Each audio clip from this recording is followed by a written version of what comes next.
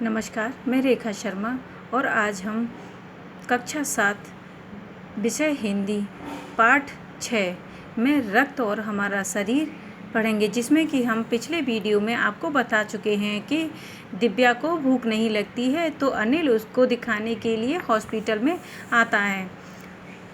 अब आगे देखिए। हाँ, दीदी बोली, लाल कण बनावट में बालूशाही की तरह ही होते हैं, गोल और दोनों तरफ अवतल, यानी बीच में दबे हुए। रक्त की एक बूंद में उनकी संख्या लाखों में होती है। यदि हम 1 मिलीमीटर रक्त लें तो उसमें हमें 40 से 55 लाख कण मिलेंगे। इनके कारण ही हमें रक्त लाल रंग का नजर आता है। ये कण शरीर के लिए दिन रात काम करते हैं।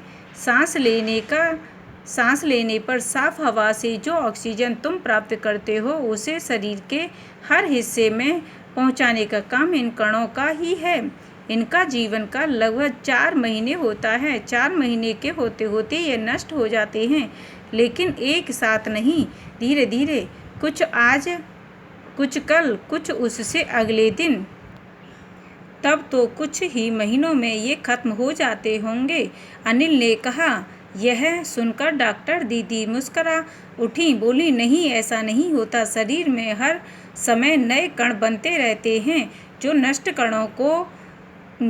कणों का स्थान ले लेते हैं। हड्डियों के बीच के भाग मज्जा में ऐसे बहुत से कारखाने होते हैं जो रक्त कणों के निर्माण कार्य में लगे रहते हैं। इनके लिए इन कारखानों को प्रोटीन, लौह तत्व और विटामिन रूपी कच्चे माल की जरूरत होती है। यह पौष्टिक आहार लेते हों, हरी सब्जी, फल, दूध, अंडा और गोश्त में ये तत्व उपयुक्त मात्रा में होते हैं। यदि कोई व्यक्ति उचित आहार ग्रहण नहीं करता तो इन कारखानों को आवश्यकता अनुसार कच्चा माल नहीं मिल पाता। नतीजा यह होता है कि रक्त कण बन नहीं पाते, रक्त में इनकी कमी हो जाती है। लाल कणों की इसी कमी को एनीमिया कहते हैं। तो क्या संतुलित आहार लेने मात्र से हम एनीमिया से बचे रह सकते हैं? अनिल ने सवाल किया। दीदी बोली, हाँ, यह कहना काफ़ी हद तक सही है। यूँ तो एनीमिया बहुत से कारणों से हो सकता है, किंतु हमारे देश में इसका सबसे बड़ा कारण पौष्टिक आहार की कमी है।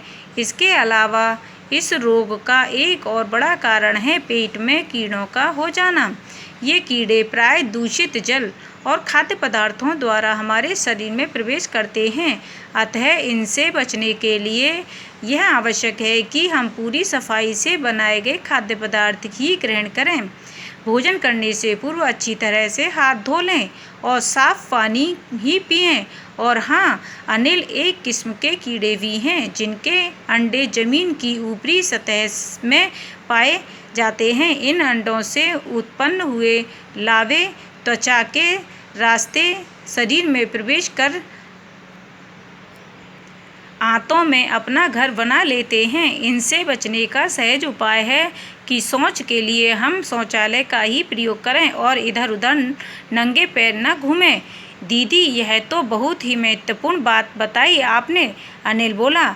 वह पल भर सोच में डूबा रहा, फिर बोला, आपने बताया था कि रक्त में सफ़ेद कण और विषाणु प्लेटलेट कण भी होते हैं। शरीर में उनका क्या काम है? दीदी बोली, सफ़ेद कण वास्तव में हमारे शरीर के वीर सिपाही हैं। जब रोगाणु शरीर पर धावा बोलने की कोशिश करते हैं तो सफ़ेद कण उनसे डटकर मुकाबला करते हैं और जहाँ तक संभव हो पाता है रोगाणुओं को भीतर घर नहीं करने देते। बस संक्षेप में यूँ मान लो कि वे बहुत से रोगों से हमारी रक्षा करते हैं और विषाणुओं का काम है चोट लगने पर रक्त जमाव क्रिया में मदद करना। रक्त के तरल भाग प्लाज्मा में एक विशेष किस्म की प्रोटीन होती है जो रक्त वाहिका की कटी फटी दीवार में मकड़ी के जाल के समान एक जाला बुन देती है। विषाणु इस जाले से चिपक जाते हैं और इस तरह दीवार में आई दरार भर जाती है, जिससे रक्त बाहर निकलना बंद हो जाता है। अनिल बोला, दीदी, लेकिन घाव गहरा हो तब तो खून बहता ही चला जाता है। हाँ, ऐसे समय में उस व्यक्ति को जल्दी से डॉक्टर के पास ले जाना चाहिए।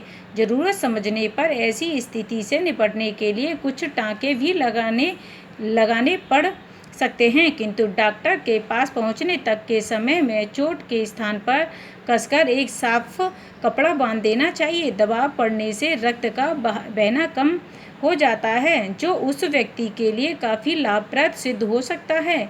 किंतु अगर बहुत अधिक रक्त बह जाए तो उसे रक्त चढ़ाने की ज़रूरत भी पड़ सकती है, दीदी ने समझाते हुए कहा। अनिल ने कहा, क्या ऐसे समय में किसी भी व्यक्ति का खून काम आ सकता है? दीदी बोली, अनिल, हर किसी का रक्त एक सा नहीं होता। कुछ विशेष गुणों के आधार पर रक्त को चार मुख्य वर्गों में बांट दिया गया है। ज़रूरतमंद व्यक्ति के रक्त समूह की जांच करने के बाद उसे उसी रक्त समूह का रक्त चढ़ाया जाता है, लेकिन ज़रूरत के समय यदि उस रक्त समूह का कोई व्यक्ति मिले ही नहीं, तब अनिल ने पूछा, ऐसी आपात स्थिति के लिए ही ब्लड बैंक बनाए गए हैं। प्राय हर बड़े अस्पताल में इस तरह के बैंक होते हैं, जहां सभी प्रकार के रक्त समूहों का रक्त तैयार रखा जाता है, किंतु इन ब्लड बैंकों में रक्त का भंडार सुरक्षित रहे, इसके लिए यह आवश्यक है कि हम समय समय पर रक्तदान करते रहें। दीदी ने कहा, क्या मैं भी रक्तदान कर सकता हूँ? अनिल ने पूछा। नहीं, अभी तुम छोटे हो। 18 वर्ष से अधिक उम्र के स्वस्थ व्यक्ति ही रक्तदान कर सकते हैं। एक समय में उनसे लगभग 300 मिलीलीटर रक्त ही लिया जाता है। प्राय यह समझा जाता है कि रक्तदान से कमजोरी हो जाएगी, किंतु यह विचार बिल्कुल निराधार है। हमारा शरीर इतना रक्त तो कुछ ही दिनों में बना लेता है। वैसे भी शरीर में लगभग 5 लीटर खून होता है। इसमें से यदि कुछ रक्त किसी ज़रूरतमंद व्यक्ति के लिए जीवनदान बन जाए तो इससे बड़ी बात क्या होगी? दीदी समझाते हुए बोली। फिर तो बड़ा होने पर मैं नियमित रूप से रक्तदान किया करूँगा, अनिल ने कहा। शाबाश अनिल, डॉक्टर दीदी ने अनिल की पीठ ठोकते हुए कहा। इस पाठ में एनीमिया के रोग के बारे में बताया गया कि वो किन किन कमियों के कारण होता है।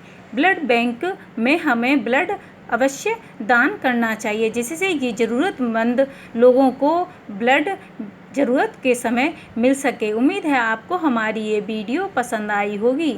नेक्स्ट वीडियो में नेक्स्ट चैप्टर के साथ फिर मुलाकात होगी। तब तक के लिए नमस्कार।